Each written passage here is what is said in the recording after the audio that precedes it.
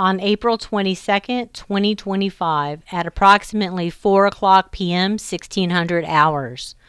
A black suspicious helicopter flies over our land very low. Okay, I was hanging laundry. My daughter was just pulling into her driveway to unload her 3 boys from school. I pull out my cell phone as he's coming around the second time. So what you will see in the video is me filming him from one end of my property line approaching me at the other end.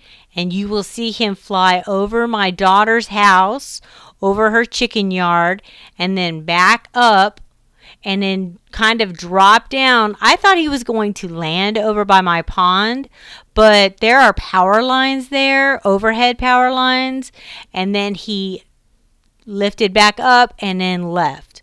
This lasted about 2.5 minutes the second time, and it was probably just as long the first time around. All right, so let me show you the video. And we did find his number on his tail. As you can see, we zoomed in here. It's N442EC. All right, and then my daughter looked that up on Flight Aware, and we actually found the owner of this helicopter. It is Entergy out of New Orleans, Louisiana.